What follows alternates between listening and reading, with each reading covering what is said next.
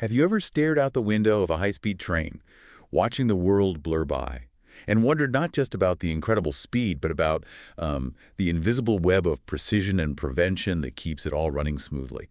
Or maybe you've been working on a complex project and thought, how do we even begin to predict what could go wrong before it does? Yeah, that's a core question, isn't it? Absolutely. Think about the intricate systems that underpin our modern world. From that colossal railway network to the most critical component within it, right down to the tiny, often overlooked parts that make up something as fundamental as, say, a door mechanism. What is the secret sauce that makes them so incredibly resilient, that ensures they're always available when you need them, that allows them to be fixed efficiently when a problem does arise, and, most critically, that keeps everyone involved safe? Exactly. Those are the key pillars. That's our mission today on The Deep Dive. We're embarking on an in-depth exploration of the powerful analytical tools engineers wield to build what's known as RAMS. RAMS, yeah. Reliability, availability, maintainability, and safety. Right. These aren't just technical terms you scribble in a notebook. They are the bedrock, the absolute pillars of system integrity, especially in supercritical sectors like our railways. So let's imagine we're designing the Aurora Express, a brand new high-speed rail line connecting two major cities, maybe traversing challenging terrain. This isn't just about speed. No, not at all. It's about building a system that you can trust with your life every single day. Fundamentally, yes. Trust is key. So we're going to unpack some truly foundational methods that engineers would apply to a project like the Aurora Express. We'll explore failure modes and effects analysis, or FMEA. FMEA, yep. Crucial one. Dive into reliability block diagrams, known as RBDs. RBDs, good for visualizing success paths. And then trace failures backward with fault tree analysis, or FTA. FTA, the detective work. And we won't stop there. We'll also touch on other crucial techniques that round out this analytical toolkit. Our goal is to give you a shortcut, sort of, to understanding how these systematic approaches help identify potential problems, meticulously assess risks, and ultimately make incredibly informed decisions. To build not just faster, but fundamentally more robust, more dependable, and exponentially safer systems. Let's dive in. Sounds good. Okay, so we've tossed around this acronym RAMS: reliability, availability, maintainability, and safety. These concepts are foundational in engineering, particularly for something as complex as our Aurora Express. But for someone looking to truly understand how engineers think about system integrity, what do each of these terms practically signify? Let's break them down. It's an excellent question because while these terms might get, blurred in casual conversation, in engineering, each has a very specific, often quantifiable meaning and critical implications. Let's really unpack them. Okay, first up. First, reliability. At its core, this is all about how likely a system, or even a single component, is to perform its required function under specified conditions for a defined period. Think of it as preventing unexpected failures. Right. For our Aurora Express, if a critical signal system is designed to operate for, say, 5 years without a single malfunction that could lead to a delay or an unsafe condition, well, reliability tells you the mathematical probability of it actually achieving that. It's about consistency and dependability over time, essentially, the likelihood of it not breaking. So if that signal system is reliable, it means less chance of a whoops, the train stopped in the middle of nowhere moment. Yeah. It just keeps doing what it's supposed to do consistently. Predictable performance, that's the goal. Now, next up is availability. This refers to the probability that a system is in a working state when it's actually required. So when you need it. Exactly. It's about readiness. Consider our Aurora Express again. A highly reliable train might still have low availability if, when it does need maintenance or fails, it takes, a week to get it back into service. Oh, okay. Availability isn't just about how often something fails, it's also about how quickly it can be repaired and brought back online. It covers uptime and the efficiency of restoring service. It's the readiness factor. Is it ready when I need it? That makes a lot of sense. So even a really robust system, if it has a super long recovery time, could still mess up operations. Yeah. How does that connect to maintainability then? Good question. Maintainability refers to the ease and speed with which a system can be kept in or restored to a specified working condition. This is all about repair and upkeep efficiency. Okay. From a design perspective, a highly maintainable system for the Aurora Express would mean engineers can quickly diagnose issues, components are easily accessible for replacement, and routine preventive maintenance can be performed swiftly without too much hassle. Good maintainability directly minimizes downtime, which, as we just discussed, boosts availability. It's kind of the unsung hero that keeps the wheels turning efficiently. Got it. Making the fixes smooth, quick, and cost-effective as possible. You got it. And finally, safety. This seems like the one everyone instinctively understands, but for engineers, how is it formally defined and approached? It's not just don't crash. Right. It's more nuanced than that. Safety is formally defined as the absence of unacceptable risk of harm. Unacceptable risk. Okay. Yeah, it's crucial to understand that safety isn't about achieving absolute zero risk, because in complex systems like railways, well, that's practically impossible. Right, reality check. Instead, it's about systematically reducing risks to a level that is tolerable and acceptable to society, to regulators, to the operating company. This involves protecting people, passengers, staff, the public, as well as property and the environment from potentially hazardous events. It's about ensuring that even when things do go wrong, the system has layers of protection and mitigation built in to prevent catastrophe. It's about building in resilience against those worst-case scenarios. That brings us perfectly to why RAMS matter so profoundly, especially in railway applications. Thinking about our Aurora Express, the stakes are just astronomically high, aren't they? Absolutely. The railway industry is maybe the quintessential example where RAMS principles aren't just important, they're an absolute regulatory and, frankly, ethical imperative. We're talking about systems that will carry millions of passengers, vast amounts of cargo daily. A single failure, whether it's a signal malfunction, a track issue, maybe even a human error, can have devastating consequences. You know, from minor delays that ripple across an entire network, causing huge economic losses. Yeah, the knock-on effects. To severe accidents involving injuries or fatalities. This is why key international and European standards like EN 501261 provide really comprehensive guidance for the systematic management of RAMS. Throughout the entire railway project lifecycle, it's not just a suggestion, it's basically the rule book for building trust. So it's not just a nice to have, it's baked in, a foundational requirement impacting everything from public trust to operational costs. How is this systematic management applied across the different phases? Is it just like a final check? Oh, far from it. RAMS management is integrated from day one, often even before the first blueprint is really drawn. These methods are rigorously applied across all phases. So the initial design and planning stages where you make foundational decisions about system architecture, component selection, operational procedures. For our Aurora Express, this would mean choosing robust materials early on. Right. Designing redundant power systems, planning maintenance access points long before construction even starts. Okay, so right from the concept stage. Then, through manufacturing, ensuring components are built to precise specs and quality standards. And crucially, during the operational phase, ongoing monitoring, predictive maintenance, detailed incident analysis, all continuously feed back into the RAMS process. So it's a living process, not a one-time audit, a continuous loop of improvement. Exactly. Continuous iterative cycle. The fundamental role of these RAMS methods is to systematically identify, meticulously assess, and then proactively mitigate potentially hazardous events at every single step. By embedding RAMS management throughout, from the earliest conceptual design of the Aurora Express to its daily operation decades later, railway operators and suppliers aim to build in safety and reliability. They're not trying to bolt it on as an afterthought. That's often way more expensive and, frankly, less effective. Yeah, trying to fix it later costs way more. Absolutely. It's about foresight, prevention, and continuous improvement in what's inherently a complex, interconnected environment. This upfront investment saves exponentially more in the long run, not just in money, but in lives and reputation, too. That makes perfect sense. Build in resilience from the start. Okay, let's zoom in on one of these core methods you mentioned, failure modes and effects analysis, or FMEA. I've heard it described as a pre-mortem exercise. Can you elaborate on that? Yeah, the pre-mortem analogy for FMA is spot on. Instead of waiting for a critical component, say, a new high-speed switch on our Aurora Express to fail, and then frantically figuring out what went wrong. The post-mortem scramble. Exactly. FMEA encourages engineers to proactively imagine every single way that switch could possibly fail. It's a systematic approach to predict not just what could fail, but how it could fail. That's its failure mode. And most importantly, what the consequences would be. Even before a prototype is built or a manufacturing process is finalized, it's like having a crystal ball, but one you build with meticulous, structured thinking, identifying vulnerabilities long before they show up. So it's anticipating failure, like playing out all the worst-case scenarios in advance, but in a structured, almost forensic way before the accident happens. How does that systematic approach work? What's the procedure? The FMEA procedure usually breaks down into three core iterative phases: planning, performing the actual analysis, and then meticulous documentation. And it's almost always a collaborative effort. You don't just have an FMEA expert facilitating.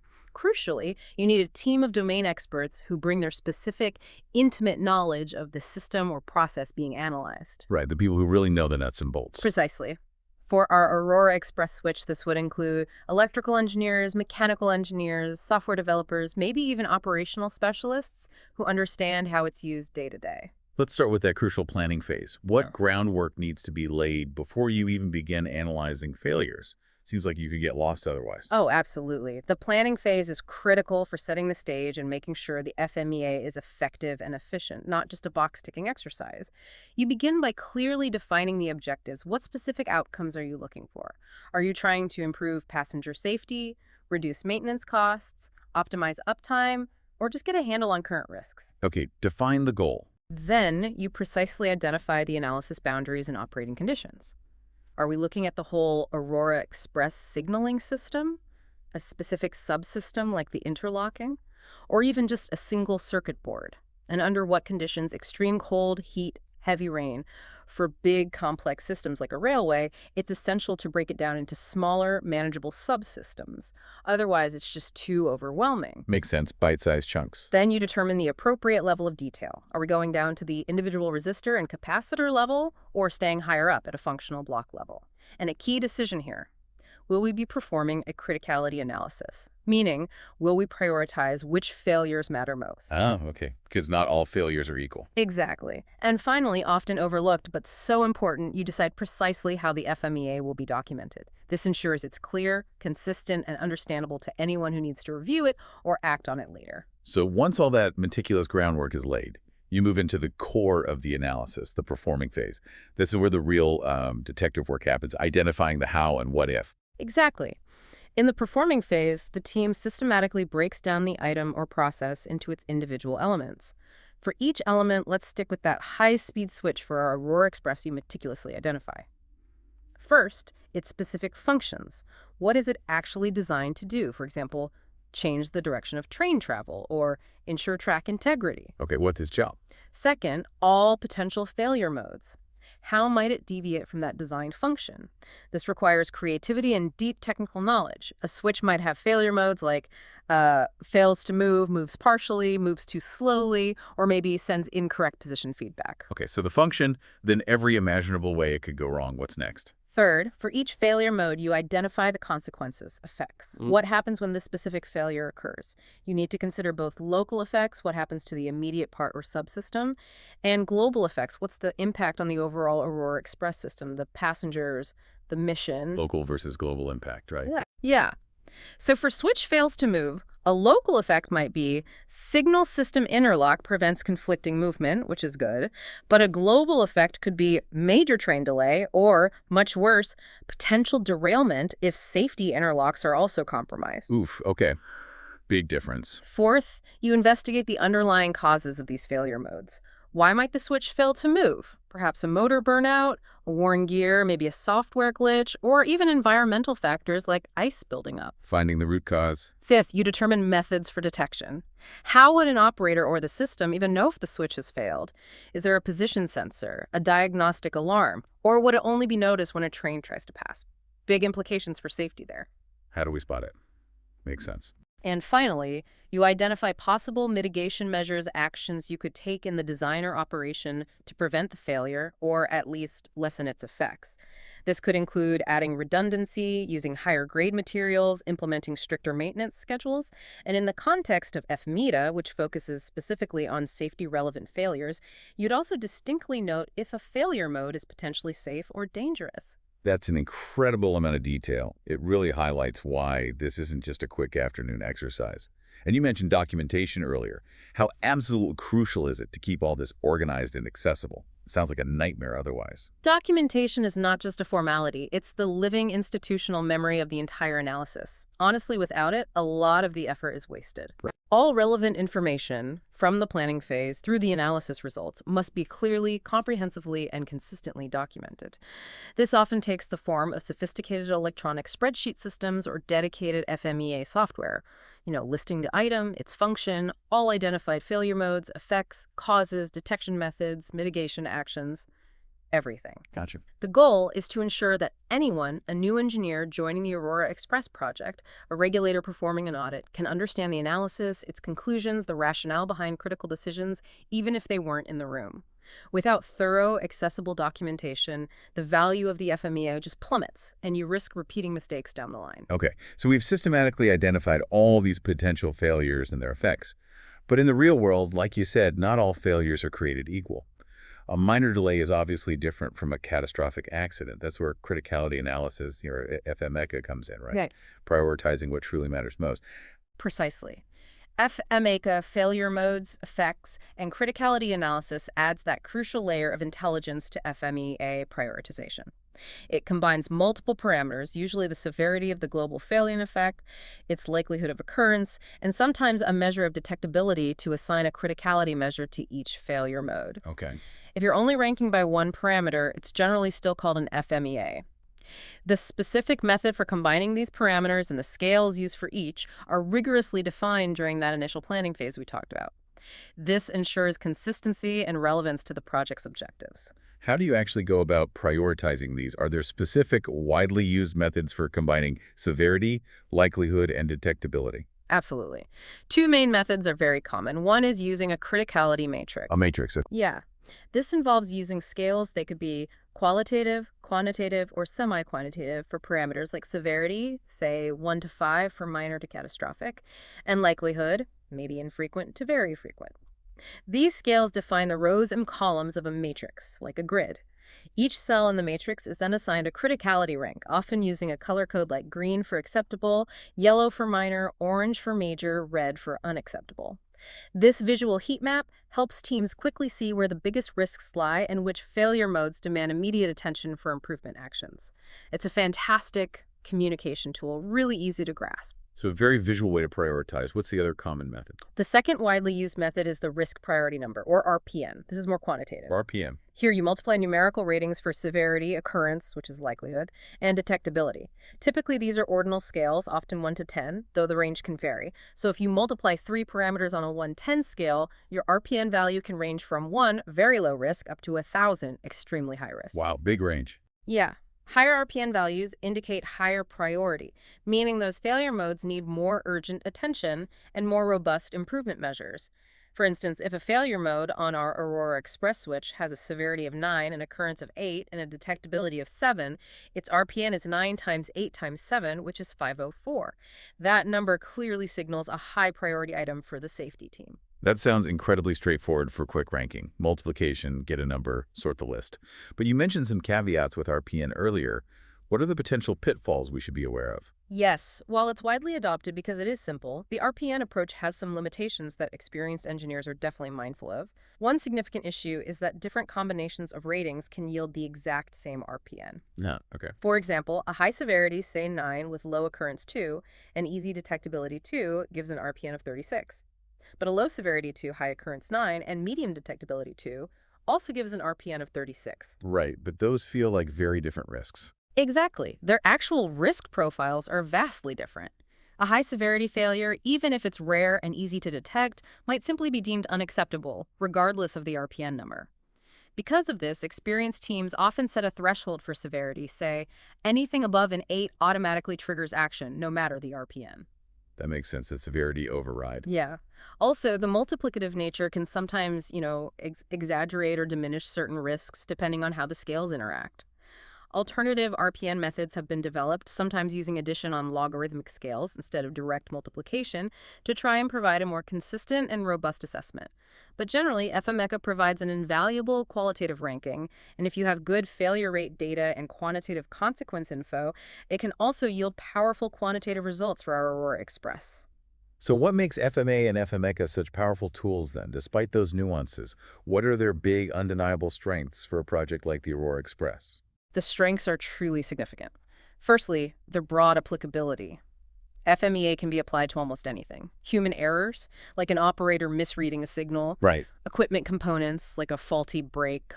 software, maybe a programming bug in the control system, and even entire processes, like the sequence for coupling train cars. It's incredibly versatile. Okay, it covers a lot of ground. Secondly, it offers systematic identification of component failure modes, their causes, and their effects.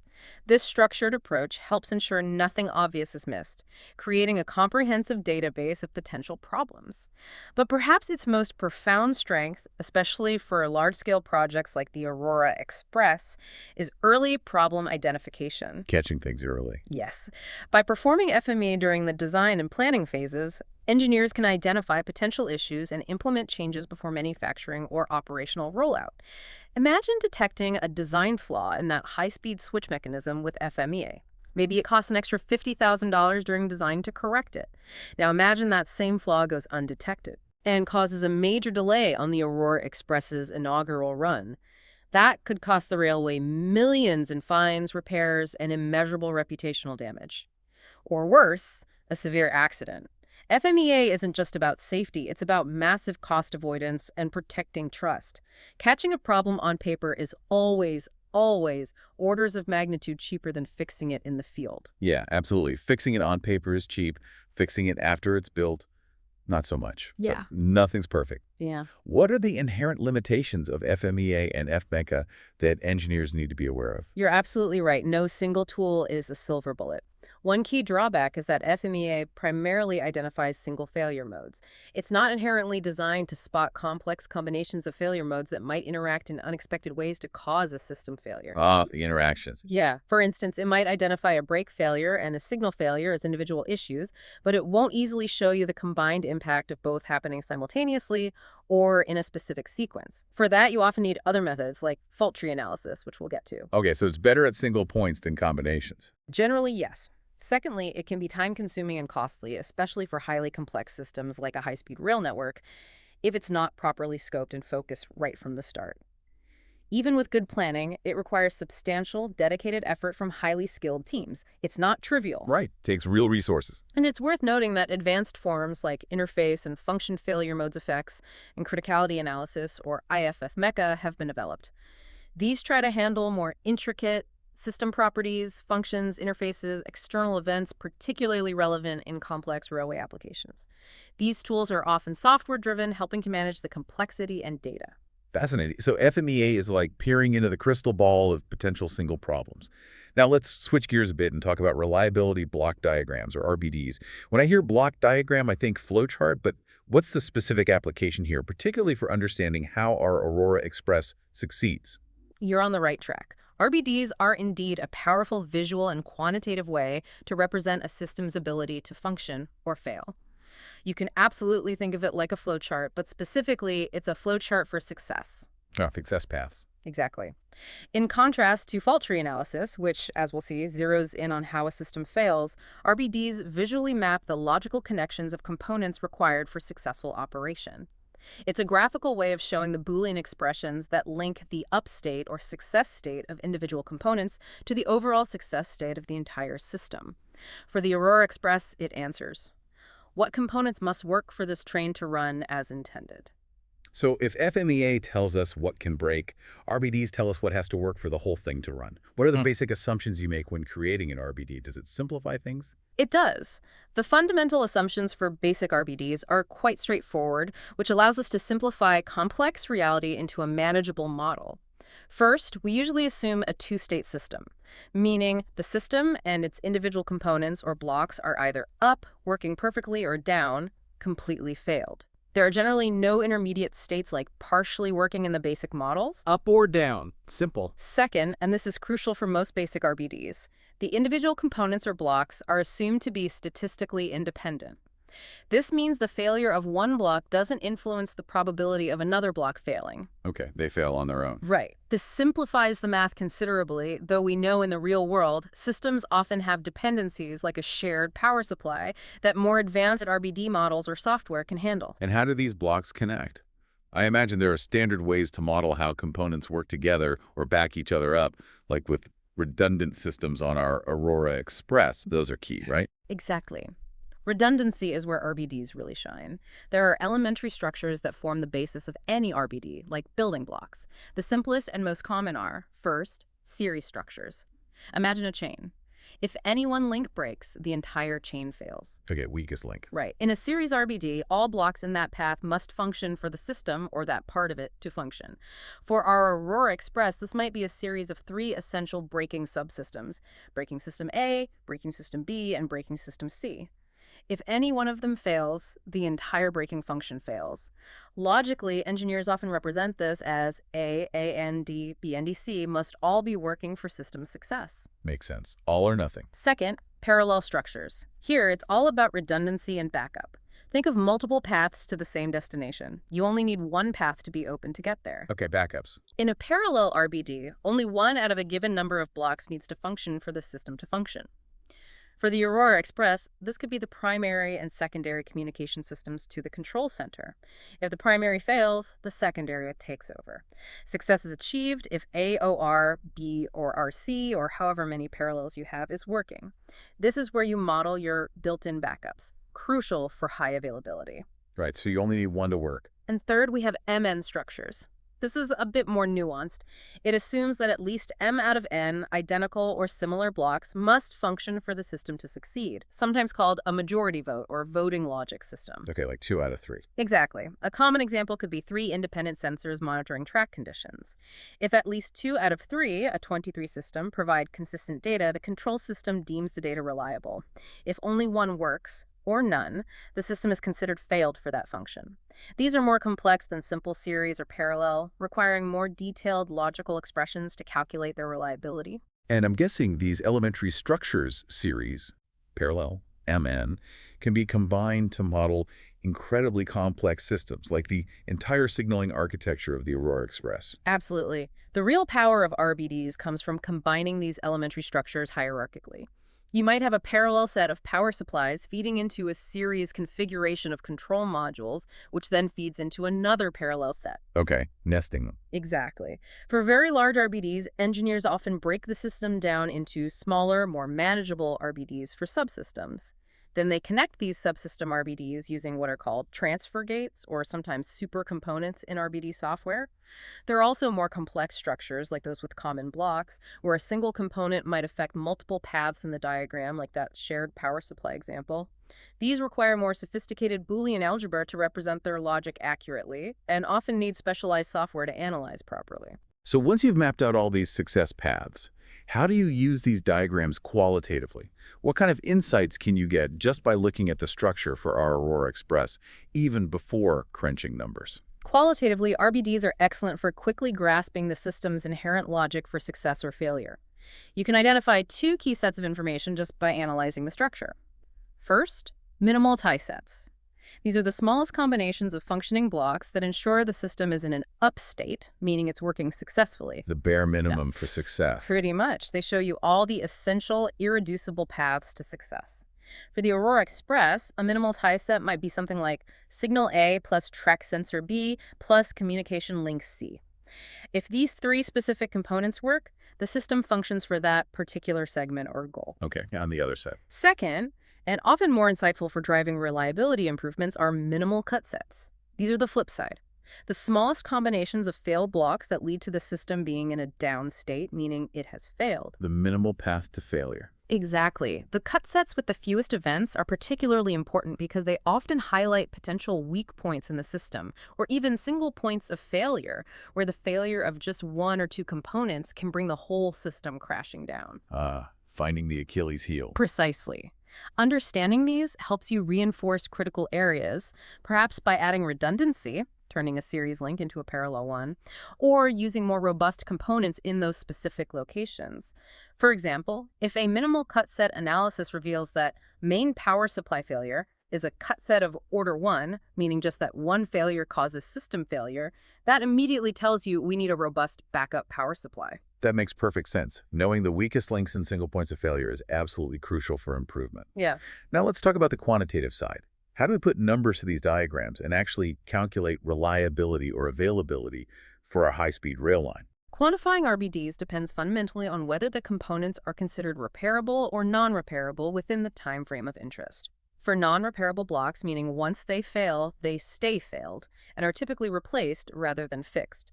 We use formulas to calculate system survival probability, which is reliability, and also the mean operating time to failure, or MTTFS. Okay, how long until it breaks? Right. If you have constant probabilities of a block being in an up state, or maybe time-dependent survival probabilities for individual blocks, like from a Weibull distribution, you can combine them.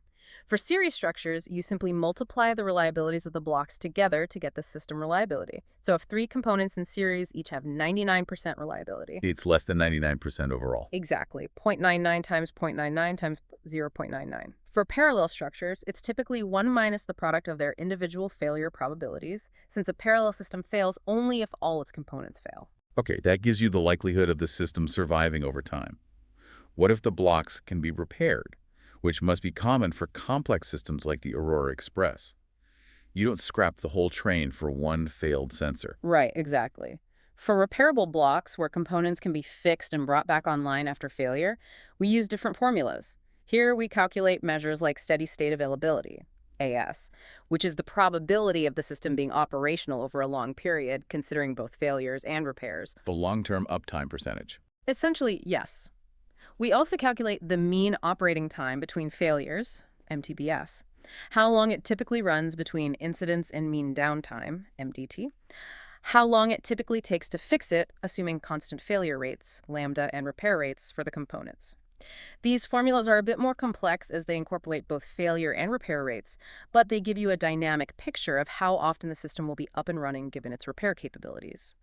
We can also consider instantaneous block availabilities for components that are periodically tested, which is crucial in functional safety contexts where components might be dormant until needed, like an emergency brake. This sounds like it could get very mathematically intensive very quickly for large systems, probably needing specialized software, right? It absolutely does. For highly complex structures or large RBDs, especially those with dependencies between blocks like that shared power supply affecting multiple subsystems, or load sharing where failure of one component stresses others, simple analytical formulas just aren't sufficient. Yeah, the math breaks down. You need more sophisticated algorithms.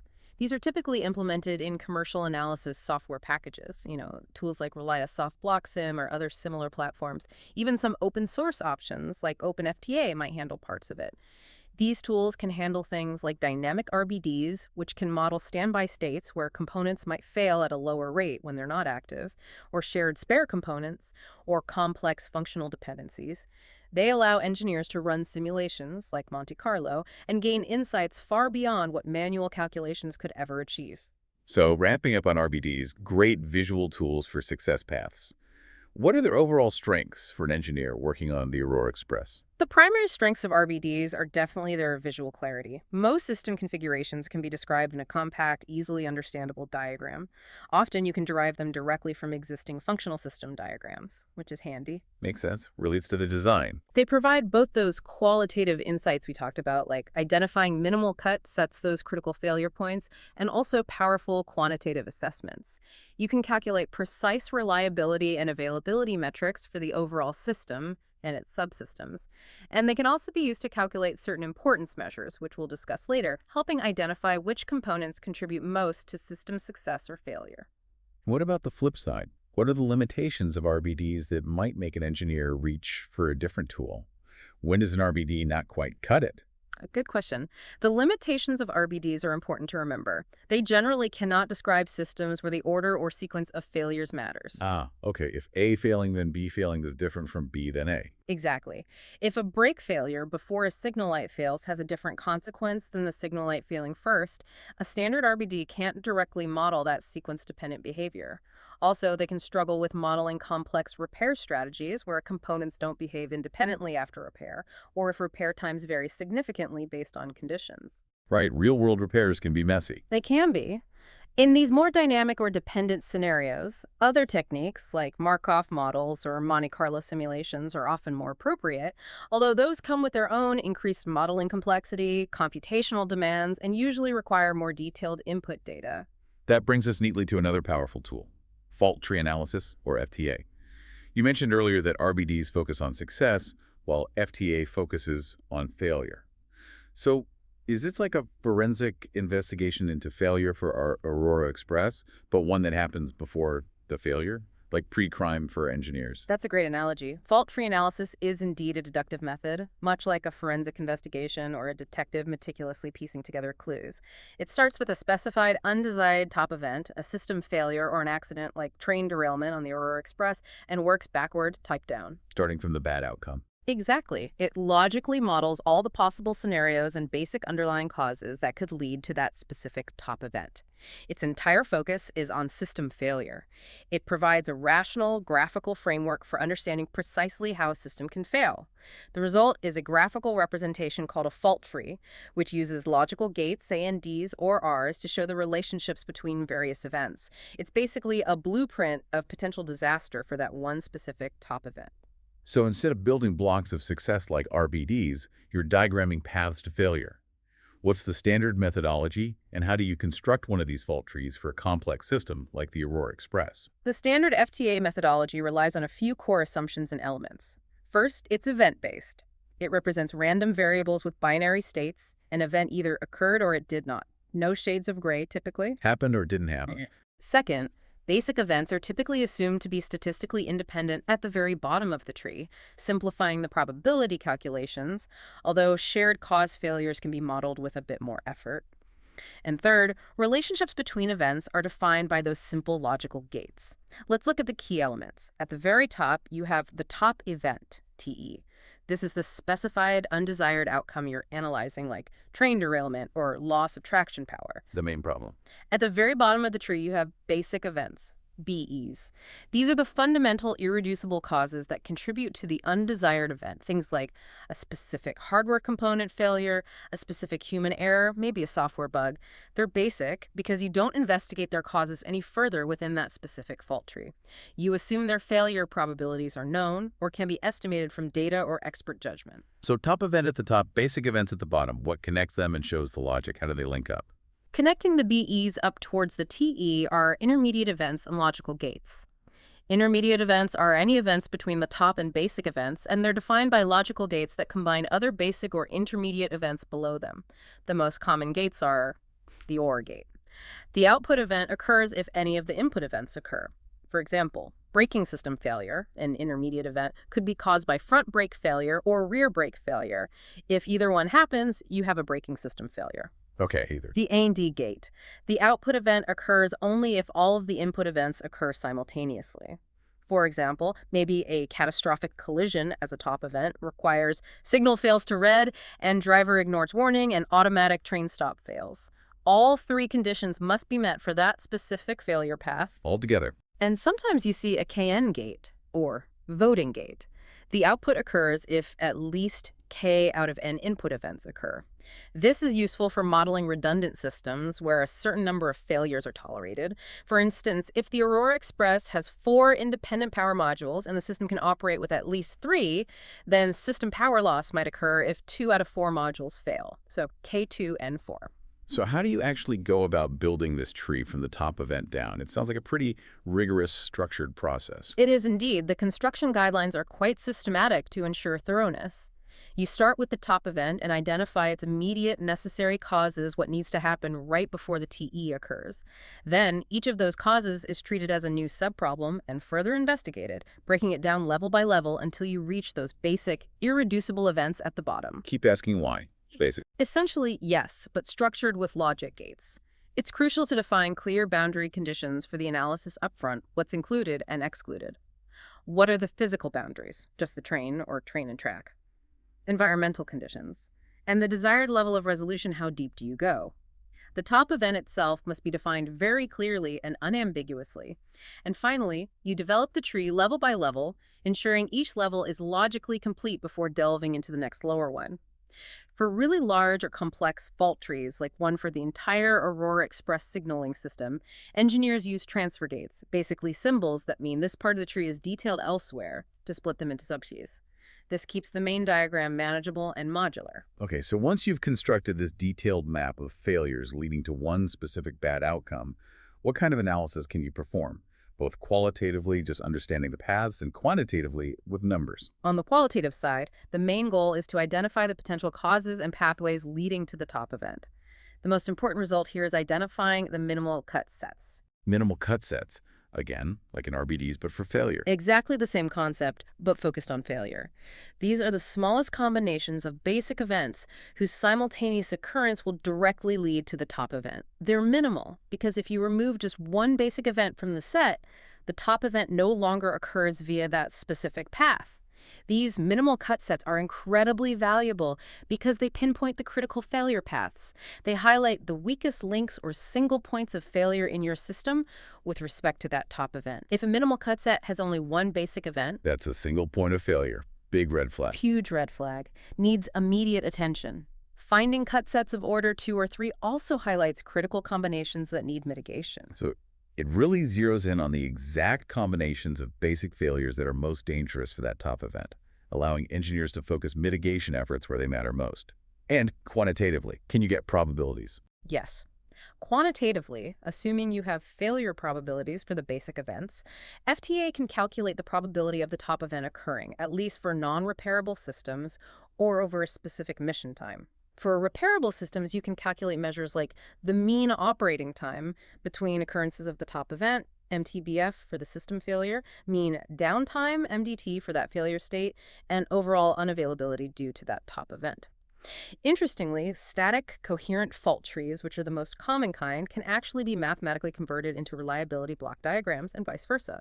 This allows you to use similar mathematical approaches for calculation, but you have to remember that in an FTA, the elements represent failures, not functioning components. So the math for A&E and OR gates effectively flips compared to RBDs. Okay, that's a useful link. You mentioned static and coherent trees. What are the other types? Right. Fault trees can be classified as coherent versus non-coherent and static versus dynamic. Most standard FTAs are static and coherent. A static fault tree doesn't care about the sequence or timing of basic events, it only cares if they occurred. So, if a break failed before the signal light or vice versa, a static FTA wouldn't differentiate the outcome probability. A coherent fault tree means the system cannot somehow improve or become safer if an additional component fails. More failures can only worsen or maintain the system's failed state. This holds for most physical systems. Dynamic FTAs are more advanced. They can account for the sequence of events, or if components operate in standby modes with different failure rates, or dependencies where one failure triggers another. These are crucial for modeling more sophisticated systems and complex maintenance strategies. But they are also significantly more complex to build and analyze, often requiring specialized simulation software. That's a good point about maintenance. How does FTA, even the static kind, inform maintenance strategies for a real-world system like the Aurora Express? How does knowing the failure paths help? FTA results can directly influence maintenance decisions, especially for systems where aging or wear out is a factor, or where hidden failures in redundant systems can accumulate. For instance, an FTA might reveal that a particular type of sensor failure, if it occurs alongside a specific software bug, maybe a rare combination, significantly increases the risk of a top event like overspeed. This could lead to a maintenance strategy like the age replacement strategy. Okay, replaces based on age. Yeah. Here, a component or system is replaced or restored to a good-as-new state either after it fails or after a scheduled time t, whichever comes first.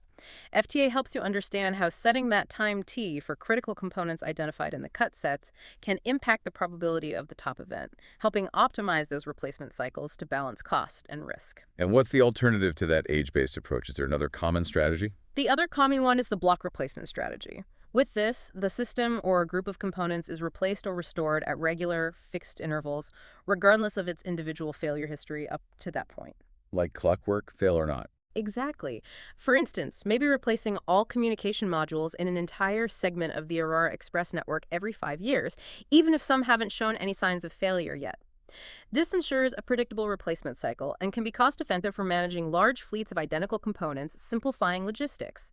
Both strategies aim to reduce the likelihood of costly or dangerous failures during operation by proactive intervention, and FTA provides the analytical basis to choose the right strategy and refine the timing, like that interval T. Let's make this tangible with a real-world railway application example.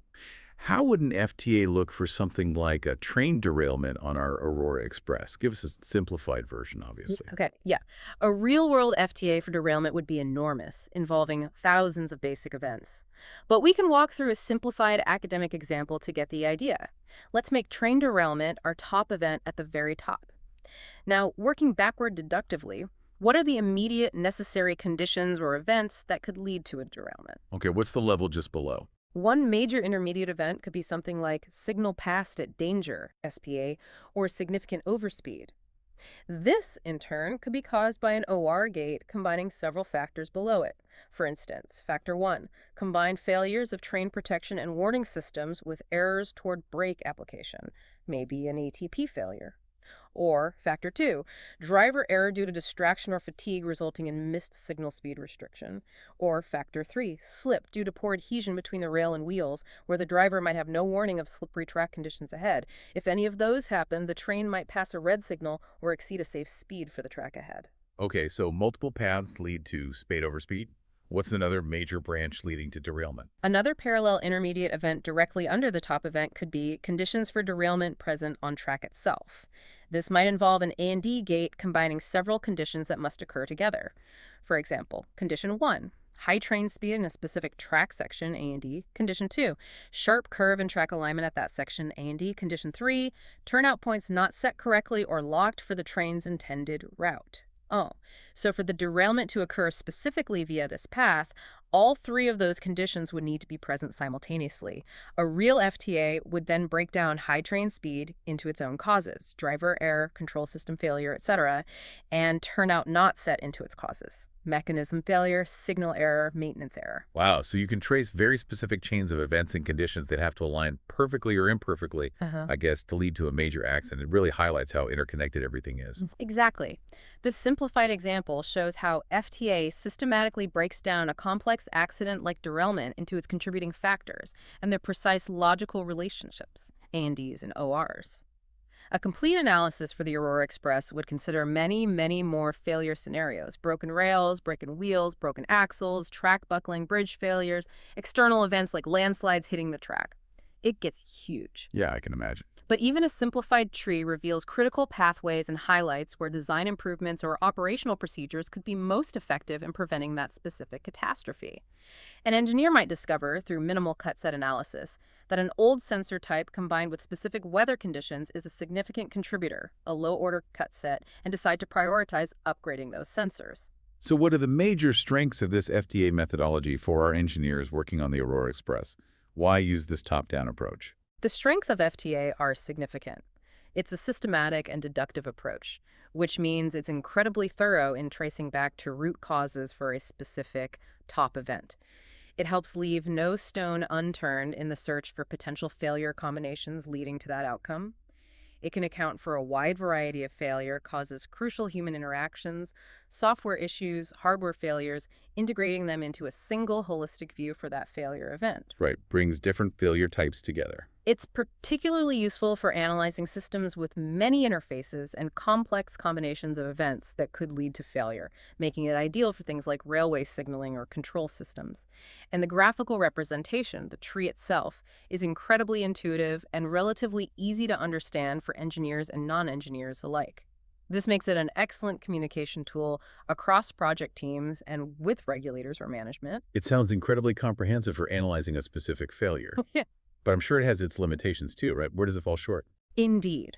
No tool is perfect. One limitation is that standard FTA typically considers only one top event or failure mode at a time. If you want to analyze multiple different system failures like derailment, collision, fire, you generally need to build separate fault trees for each. While extensions like component fault trees exist to try and mitigate this, the primary focus remains on a single undesired outcome per tree. Okay, one tree per major problem. Also, it primarily deals with binary states. Events either occurred or did not. More nuanced situations like degraded performance or partial failures, or events where timing is critical, can be challenging to model directly in a standard FTA. And crucially, as we touched on, standard static FTA does not inherently address the sequence of events. If the order in which failures occur matters significantly to the outcome or probability, you need to resort to the more advanced dynamic FTA techniques we briefly mentioned, which are considerably more complex to build and analyze, requiring specialized tools and expertise. Okay, that makes sense.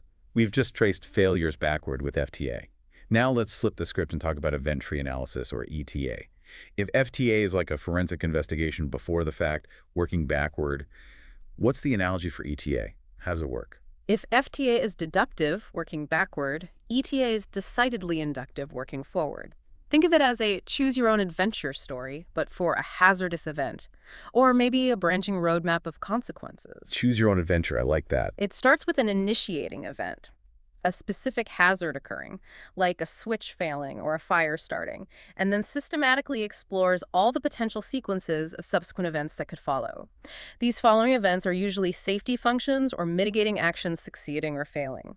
This exploration leads to various possible final outcomes. Some might be desired, like a minor incident contained with no harm, while others could be highly undesired, like a major accident. It's all about mapping the potential consequences forward, layer by layer, understanding every possible path an incident could take after it starts. That's a great analogy. So it's about understanding the progression of an incident once it's kicked off. Yeah. How do you construct one of these event trees for something like a safety incident on the Aurora Express? The construction of an event tree involves several key steps. First, you define the system under consideration, again, maybe a specific train set or a section of track for the Aurora Express, and you systematically identify a clear list of initiating events that warrant detailed investigation. These are the potential hazardous events whose outcomes you want to explore. For example, overhead line failure or train fire detected could be initiating events. The starting point of the adventure. Exactly. Second, you identify the mitigating factors or safety functions that come into play after the initiating event occurs. These are the protection layers, the safety systems, or maybe human actions that could potentially reduce the impact. For instance, after a train fire detected, mitigating factors could be things like onboard fire suppression system activates successfully. Yes, no branch. Crew initiates emergency stop promptly. Yes, no branch. Passengers evacuate successfully within time frame. Yes, no branch. Okay, each safety step is a branch point. Right. Each of these factors leads to branching in the tree, representing a successful or unsuccessful intervention. It's critical to remember, though, that the probabilities associated with these branches are often conditional on previous events in the sequence. For example, the probability of successful passenger evacuation might be much lower if the emergency stop failed earlier in the sequence. Okay. So, like if a fire alarm fails, what happens next depends on whether the sprinklers work, or if someone notices the fire manually, or if the train can get to a station quickly enough. Each step influences the next. Exactly. You're piecing together the potential narrative step by step. And third, and this is really important, you must rigorously order the factors in the tree. The sequence matters. Immensely. It's crucial to determine a suitable temporal or logical order for these mitigating factors when drawing the tree from left to right. The sequence matters because the effectiveness of a later factor often depends on the success or failure of an earlier one. You can't really have successful passenger evacuation if the emergency stop factor before it failed and the train is still moving at high speed. Right, got to stop before you can evacuate. Precisely. So the order reflects the real-world sequence of events and dependencies. Finally, the construction culminates in a qualitative or quantitative analysis of the resulting event tree, leading to an understanding of the different outcome sequences and their probabilities or frequencies. So it's about seeing all the possible paths an incident can take from start to finish, and the likelihood of ending up at each different final outcome. How do you analyze these event trees, both qualitatively and quantitatively? For a qualitative analysis, the goal is simply to gain a deeper understanding of the possible sequences of events that lead to various outcomes. It helps identify dependencies among the initiating event and the mitigating factors, functional dependencies, structural ones, even common cause failures that might affect multiple safety functions. This provides valuable insights into the system's dynamic response to an initiating event, helping engineers anticipate how cascading failures might unfold or where the most critical safety barriers are in the sequence.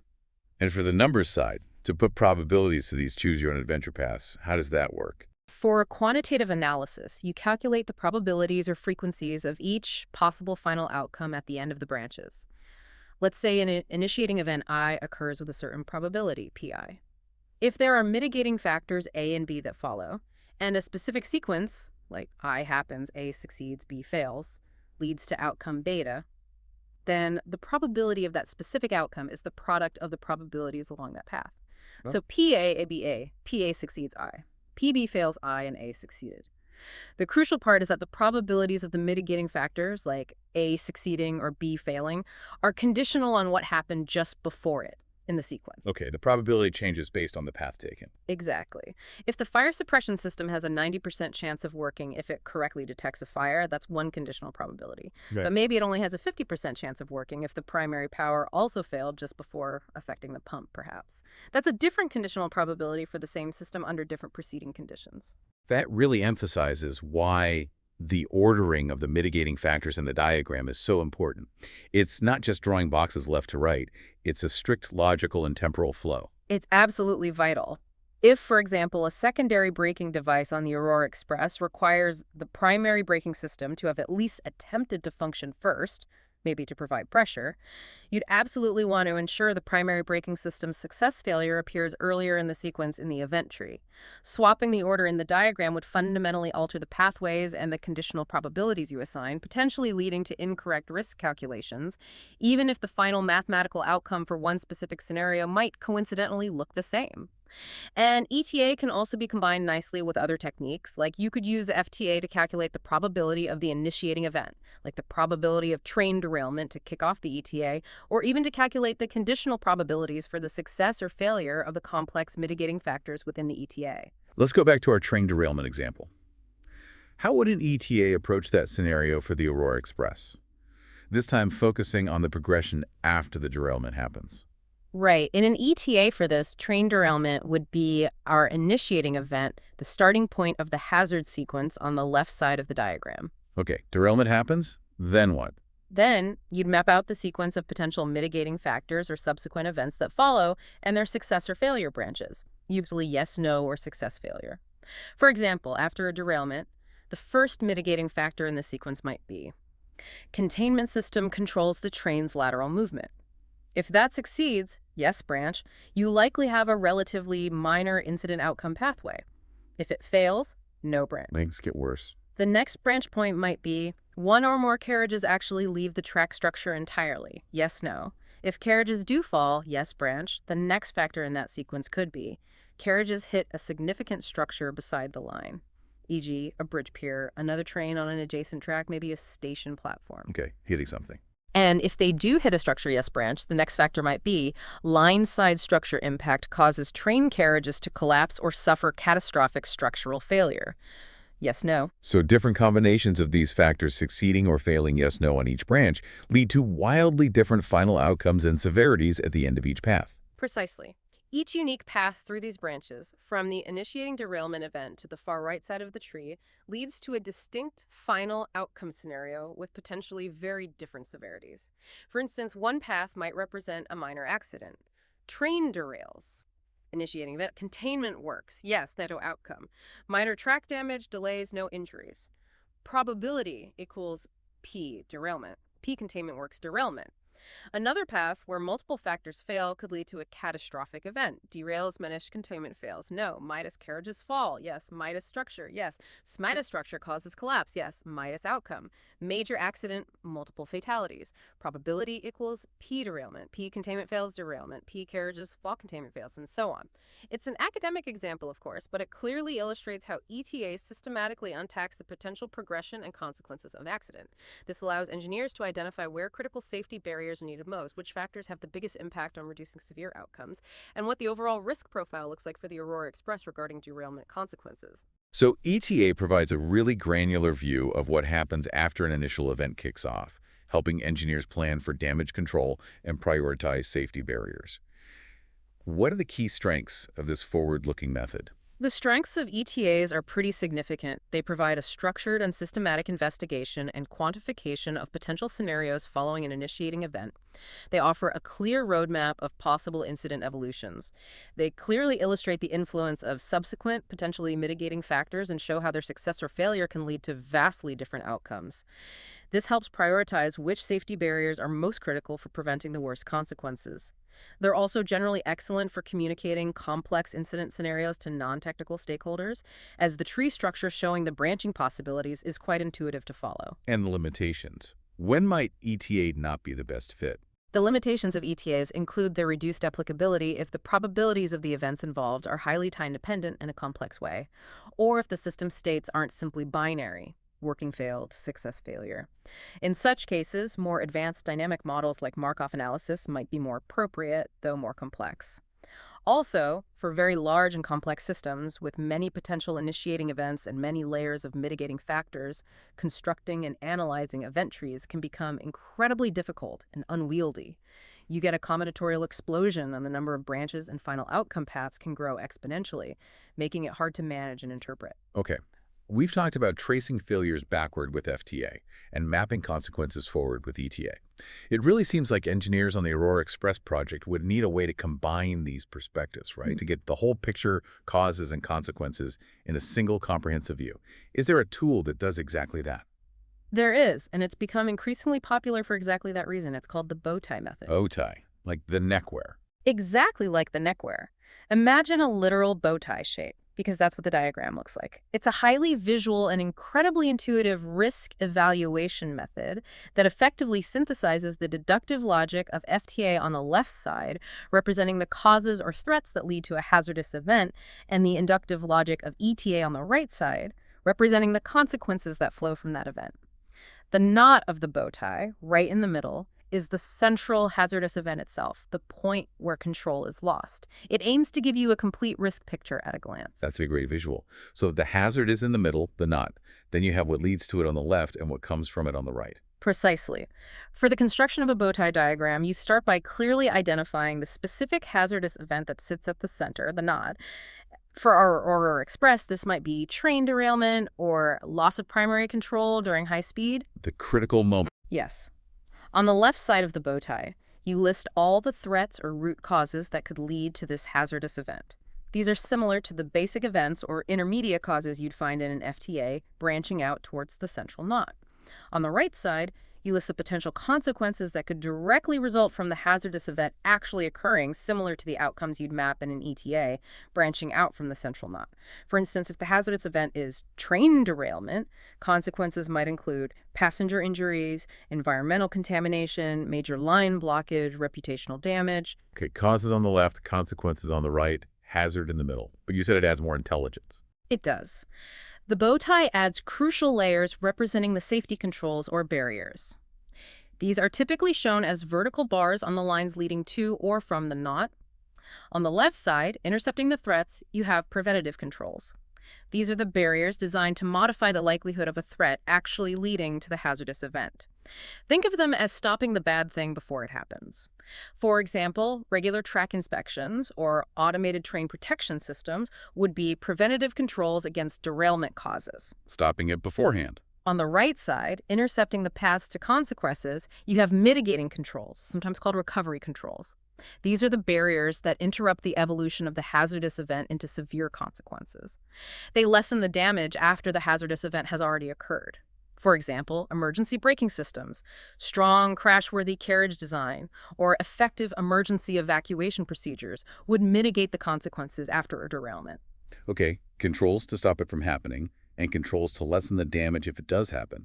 Makes sense. Exactly. And to make it even more comprehensive and realistic, you often identify escalation factors, sometimes called degradation factors. These are the underlying conditions or reasons why your carefully planned controls might fail or be bypassed when needed. Why the barriers might break down. Yeah. For example, lack of proper maintenance or inadequate staff training might be escalation factors that cause a preventative control, like that automated train protection system, to degrade and become ineffective over time. These are shown affecting the controls themselves. And finally, you often show management functions or systems that support the effectiveness of these controls, sometimes depicted below the bow tie, linking things like safety audits, training programs, or maintenance management systems directly to the operational effectiveness of the barrier. This provides a clear line of sight from strategic policy right down to operational safety practice. That sounds like a really intuitive and powerful way to visualize a complex risk profile for something like the Aurora Express project. What are the main strengths of using the bow tie method? Why is it becoming popular? The strengths of the bow tie method are numerous, which explains its popularity. It's incredibly easy to use, and it's a highly visual tool. This makes it excellent for communication across diverse teams, from frontline engineers and operators right up to senior management and even regulatory bodies. Everyone can grasp the basic picture quickly. Yeah, the visual is powerful. It clearly illustrates the hazardous event, its causes, threats, and its potential consequences on a single compact diagram. Crucially, it draws immediate attention to the existing controls, both preventative and mitigating, that are supposed to be in place, and helps teams discuss their effectiveness. Are they strong enough? Are they working? Its intuitive nature facilitates a common understanding of hazards across diverse teams, ensuring everyone is on the same page regarding safety measures and responsibilities. It's a fantastic way to quickly onboard new team members onto a project or to present a complex safety case in a digestible format. So it's great for getting everyone on the same page visually, communicating the risk landscape. Any limitations to this elegant diagram? Where does it maybe oversimplify? Yes, while fantastic for visualization and communication, the limitations of the bow tie method are important to recognize. It cannot adequately reflect really complex combinations of causes leading to consequences with the same intricate logical detail as a full FTA or ETA. It offers a high-level overview rather than the deep dive into A&D gates and OR gates. More conceptual than computational. Generally, yes. It also isn't well suited for precise quantitative analysis on its own. If you need exact probabilities or frequencies for the hazardous event occurring, or for the different consequence outcomes, you typically need to perform a separate, detailed FTA or ETA first. You could then use those quantitative results to inform the likelihood estimates for the threats, or the estimated effectiveness, probability of failure on demand, of the barriers shown within the bow tie diagram, making it semi-quantitative. But the bow tie itself isn't the calculation engine. Okay, makes sense. It's the big picture map, not the detailed calculator. We've covered a lot about identifying and analyzing failures and their consequences. But once you have all that information, maybe from FMEA, FTA, ETA, how do you decide where to focus your limited resources and efforts for our Aurora Express?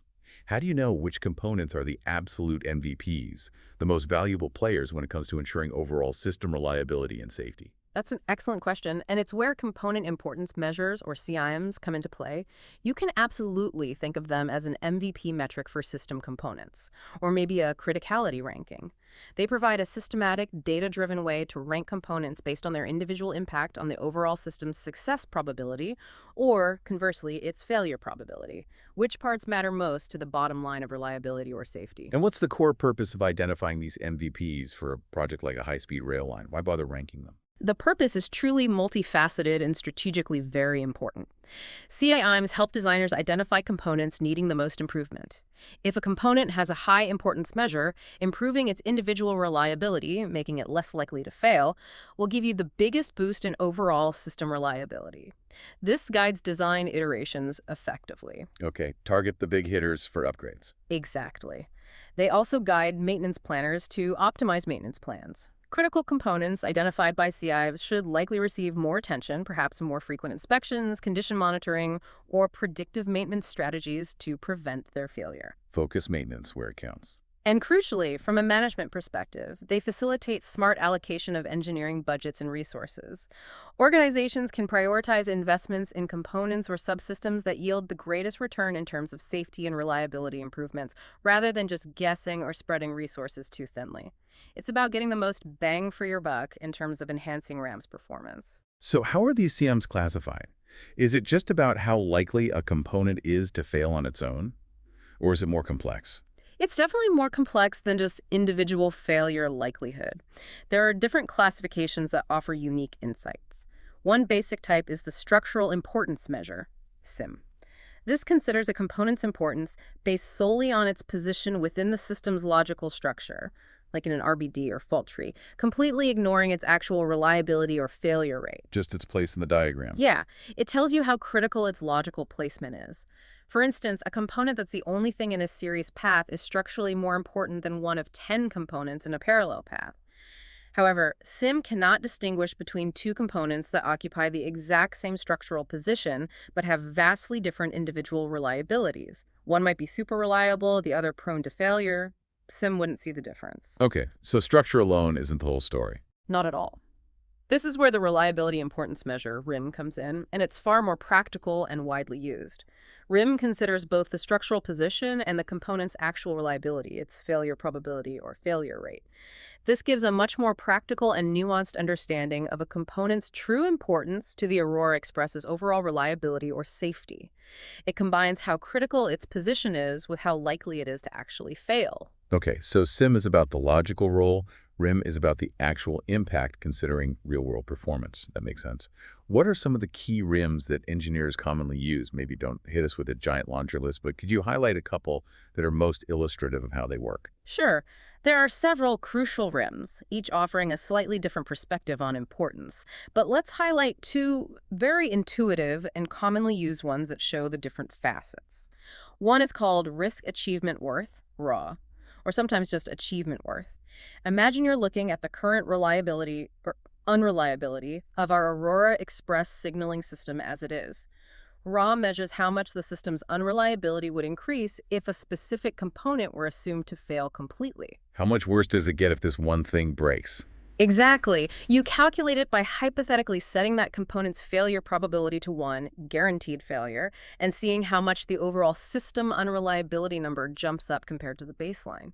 A high raw value means that component is currently doing a great job supporting system reliability, and its failure would be really bad for the system.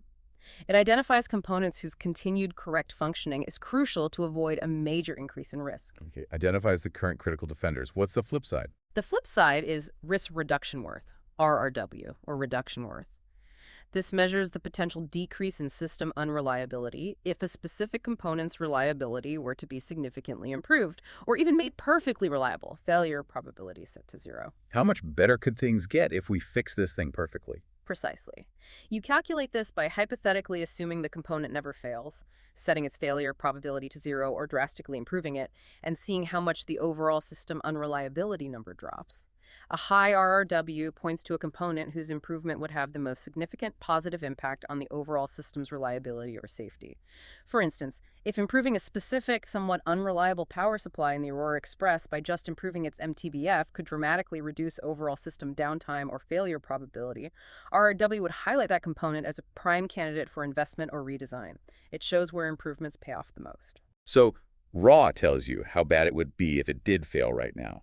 And RRW tells you how much better things could get if it didn't fail, or if it were made much more robust. That's incredibly actionable for decision-making, isn't it? Yeah. Tells you where to focus defense or where to focus offense, sort of. Exactly. These measures provide direct, quantitative input into engineering decisions about design changes, maintenance priorities, and resource allocation. There are other RIMs too, like Birnbaum's measure, which looks at the sensitivity of system unreliability to small changes in a component's failure probability, like a derivative. Or Fussell-Vesely importance, which calculates a component's fractional contribution to the overall system failure probability based on the cut sets it participates in. The key point is that these aren't just academic curiosities. They are practical metrics, often computed automatically by FTA or RBD software, that directly inform where to spend limited resources, either to prevent a catastrophic increase in risk, high raw components, or to achieve the greatest reliability improvement, high RRW components. That's incredibly powerful for optimizing complex systems. Okay, shifting gears one more time, let's talk about something that touches pretty much everyone, making decisions, especially when things are uncertain. This brings us to decision tree analysis, or DT analysis. Is this like another choose-your-own-adventure, but more focused on strategic choices, perhaps for the Aurora Express management team facing investment options? It's very much like that. Decision tree analysis provides a clear, logical, and graphical framework for making complex decisions, particularly when you're faced with uncertainty about future events or outcomes. You can think of it as a flowchart for strategic choices. Its ultimate goal is often to maximize an expected outcome that could be expected financial gain, expected safety performance, expected passenger satisfaction, or some other defined utility or value measure. Okay, optimizing a choice under uncertainty. Exactly. It helps to structure a sequential decision process where your current choice might lead to different uncertain outcomes, like high or low demand, which then might lead to further decisions down the line, like whether to expand later. It's about systematically thinking through the if this, then that, considering the odds, what's the best path overall. So how do you go about building and then evaluating one of these decision trees? What are the key components you'd actually draw on the diagram? A decision tree is built using specific types of nodes and branches connecting them. You have decision nodes, which are typically represented by squares or rectangles. These are points in the tree where a choice needs to be made by the decision maker. For example, should the Aurora Express management team invest in new, unproven, but potentially more efficient braking system tech, option A, or stick with the reliable, older technology, option B? That's a decision node. The choice points. Then you have random nodes, also called chance nodes or event nodes, usually represented by circles. These are points where an uncertain event might occur, an outcome that's outside the decision maker's direct control. These events have associated probabilities assigned to them. For instance, following the choice of braking system, a random node might be, will the new system perform as expected, high reliability, or have unexpected flaws, low reliability, with probabilities attached to each branch. Points of uncertainty. And finally, at the very ends of the branches, you have utility nodes or terminal nodes, often shown as diamonds or triangles. These represent the final outcomes of a particular path through the tree, and each outcome has a utility value assigned to it. This could be profit, loss, a safety rating score, project completion time, or whatever metric you're trying to optimize. And the branches connecting them represent the choices and chances. Precisely. The branches emanating from decision nodes represent the different choices you can make. Branches coming from random nodes represent the possible realizations or outcomes of that uncertain event, and these must have probabilities assigned that sum to 1 or 100%. These probabilities are often conditional on previous events or choices along that path. The evaluation of a decision tree involves a process called folding back the tree or rollback. You start at the very ends of the tree at the utility nodes on the right and work your way backward towards the initial decision on the left. Working backwards from the outcomes. Yes. At each random node you encounter as you move left, you calculate the expected utility. You do this by multiplying the utility of each outcome branching from it by its probability, and then summing those values up. This gives you the expected value of reaching that chance node. Then, when you get back to a decision node, you compare the expected utilities of all the branches leading from it, which you just calculated by folding back. You simply choose the decision branch that has the highest expected utility. You effectively prune the suboptimal decision branches. This process continues until you reach the very first decision node, identifying the single best initial strategy that maximizes overall expected utility, even accounting for all the future uncertainties and decisions. Let's apply this to a real-world railway example. Give us a scenario where a decision tree would be useful for the Aurora Express management, maybe deciding on station size. Yeah, that's a classic example. Let's say a project developer for the Aurora Express needs to decide whether to build a large or a small railway station for one of the new city hubs. The main uncertainty is future passenger demand. Okay. Build big or build small? Let's put some hypothetical numbers on it. Building a large station costs, say, 100 million units up front. If future demand turns out to be high, let's estimate a 70% probability of this, the revenue generated is 200 million, so the net utility, profit for that path, is plus 100 million, 200 revenue, 100 cost. However, if demand turns out to be low, meaning a 30% probability, maybe the revenue is only 120 million. So the net utility for the large station, low demand path, is plus 20 million, 120 revenue, 100 cost. Okay, so those are the outcomes for building large. What's the alternative decision, building small, and its potential outcomes? The alternative is building a small station. Let's say this costs much less upfront, maybe 50 million units. If demand turns out to be high, still 70% probability, the small station might not fully capture all potential revenue because it gets congested, so maybe revenue is only 150 million. The utility for small station, high demand, is then plus 100 million, 150 revenue, 50 cost. However, if demand is low, 30% probability, the revenue might be the same 120 million as before, since even the small station can handle low demand. But because the initial cost was lower, the utility for small station low demand is plus 70 million, 120 revenue, 50 cost. Okay, got the costs and revenues for all four possibilities. Now, how do we fold back to find the best initial decision? Right. We calculate the expected utility for each initial decision branch, for the large station decision branch. The expected utility is probability of high demand utility if high, plus probability of low demand utility if low. That's 0.7100 million plus 0.320 million plus 70 million plus 6 million equals 76 million. Expected utility of building large is 76 million. Okay. Now for the small station decision branch. The expected utility is 0.7 utility if high plus 0.3 utility if low. That's 0.7100 million plus 0.370 million plus 21 million equals 91 million. Expected utility of building small is 91 million. So based on those numbers and probabilities, the optimal choice for the Aurora Express management team, according to this decision tree, would be to build the small station initially. Exactly, because it yields a higher expected utility, 91 million, compared to the large station, 76 million, even though the large station had the potential for the same high profit, plus 100M, in the best case scenario. It's about maximizing the average outcome given the uncertainties, effectively managing the downside risk of low demand. It's about playing the odds smartly, not just hoping for the best. Precisely. And a real decision tree could be more complex. It might include a subsequent decision point after building small, like if demand turns out high, then decide whether to pay extra to extend the station later. This adds another layer of strategic flexibility that the tree can help evaluate. It forces a quantitative, logical approach onto what might otherwise be very subjective, gut feel business or engineering decisions. That's a powerful way to visualize and formalize strategic thinking for any complex project facing uncertainty. What are the key strengths of using decision tree analysis? Why is it valuable? The strengths of DT analysis are pretty clear from that example. It provides a very clear graphical representation of complex decision problems, making them much easier to understand and communicate, even for non-experts involved in the decision. The rigorous process of actually developing the tree itself often yields deep insights into the problem structure, helping decision makers see all the possible paths, consequences, and uncertainties they might otherwise overlook. Forces you to think it through systematically. Absolutely. It strongly supports justified decision-making under uncertainty, providing a rational and transparent basis for choices that can be documented and defended later. And crucially, it helps overcome inherent perception biases that decision-makers might have, like being overly optimistic or overly risk-averse. It forces a structured, probabilistic evaluation rather than relying purely on intuition or hoping for the best-case scenario. But I imagine that as decisions and uncertainties multiply, these trees could get incredibly bushy and out of hand pretty quickly, even for software. Yeah. Are there limitations to how complex they can get?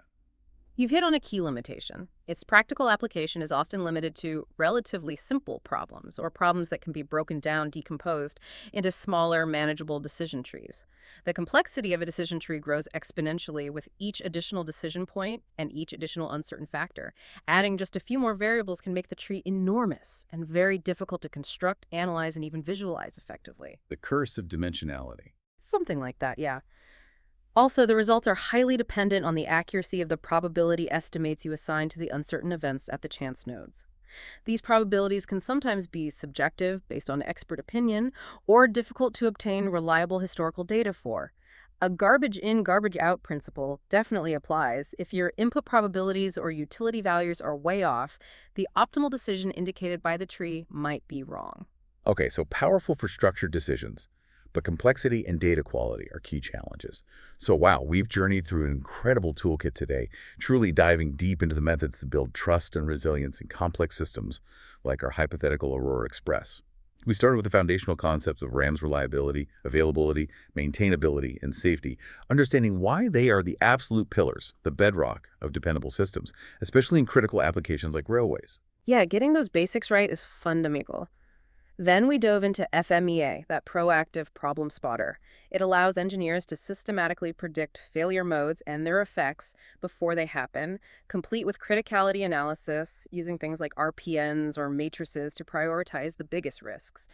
This is all about identifying problems early, ideally on paper or in simulation, before they become expensive or dangerous real-world issues out in the field. Then we explored RBDs, the reliability block diagrams, those visual maps of the paths to success within a system, helping us understand component interdependencies for successful operation, both qualitatively with cut sets and tie sets, and quantitatively with reliability and availability calculations. It's the blueprint for how things should work. And we traced failures backward with FTA, fault tree analysis, that deductive top-down method starting from an undesired top event and logically modeling all the basic causes and combinations that could lead to it, offering deep insights into specific system failure pathways and informing critical maintenance strategies. It's the diagnostic map for a specific potential disaster. Then we flipped the perspective with ETA, event tree analysis, that inductive technique, mapping consequences forward from an initiating event.